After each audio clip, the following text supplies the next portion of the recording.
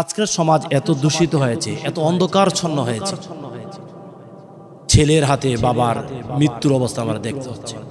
শুধু কি একটি ঘটনা তাই নয়, এরকম অসংখ্য অগণিত ঘটনা রয়েছে। ছেলে বাবাকে মারছে, ছেলে মেয়ে মিলে মাকে মারছে। কত জঘন্য, কত নিকৃষ্ট, কত ঘৃণিতময় কাজ। রাসূল আরবি সাল্লাল্লাহু আলাইহি ওয়াসাল্লাম বলছেন, হুমা জান্নাতুকা ওয়া নারুকা, পিতামাতা তোমার জান্নাত, পিতামাতা তোমার জাহান্নাম। যে পিতামাতার কারণে আপনি জান্নাত পাবেন, যে পিতামাতার কারণে আপনি জাহান্নাম পাবেন, সেই পিতামাতাকে আপনি কেমন সম্মান করেন, কেমন ইজ্জত করেন। সম্মান আপনি করলেন না, ইজ্জত আপনি করলেন না, কিন্তু বাবার শৈলে আপনি হাত উঠার অধিকার কখন আপনাকে আপনার সমাজ, আপনার দেশ, আপনার পরিবার কেউ আপনাকে দেয়নি। আপনার যে নিকৃষ্ট, জঘন্য, ঘৃণিত, নরপিশাচ, নিকৃষ্টময় পানি পৃথিবীতে আর একটা হতে পারে না।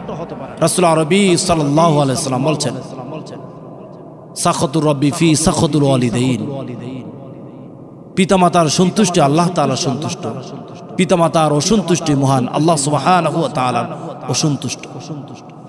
আপনি যদি পিতামাতাকে যদি সন্তুষ্ট যদি না করতে পারেন, জাহান্নাম আপনার জন্য অবধারিত। পিতামাতাকে যে কষ্ট দিচ্ছেন, যে দুঃখ দিচ্ছেন, যে নির্যাতন করছেন, নিপীড়ন করছেন, নিপীড়ন স্টিম রুলার চালিয়ে দিচ্ছেন, কত জঘন্য, কত নিকৃষ্টময় কাজ। আমি গতকালকের এই দৃশ্য দেখে ভারাক্রান্ত হয়েছে, হৃদয়ে হাজারবার রক্তক্ষরণ হয়েছে।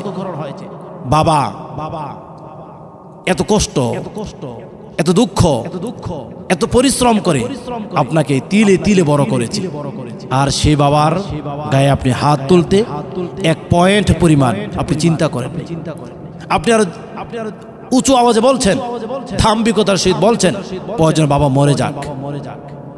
আপনার মতো নিকৃষ্ট জঘন্য সন্তান আল্লাহ তাআলা আর যেন কারো সংসারে না দেয়। আমি একজন বাবা হিসেবে বলছি, একজন বাবার কত দুঃখ, একজন বাবার কত কষ্ট, এটা শুধু বাবাই জানে, পৃথিবীর অন্য কোনো মানুষ জানে না। তার সন্তানকে কুলিপিটি করে মানুষ করতে কতই বা কষ্ট হয়েছে, সেটা বাবাকে ছাড়া আর কেউ জানে না। আমি আজকের প্রোগ্রামের মাধ্যমে যারা নিকৃষ্টতম রয়েছেন, এরকম জঘন্য কাজ করেন বাবা মার সাথে, তাদেরকে ধিক্কার জানাই, তাদেরকে ঘৃণা বলে ধিক্কার জানাই। আল্লাহ তাআলা আপনাদেরকে হেদায়েত করুক। যদি আল্লাহ তাআলা হেদায়েত না করে, আল্লাহ তাআলা আপনাদেরকে ধ্বংস করে দেন।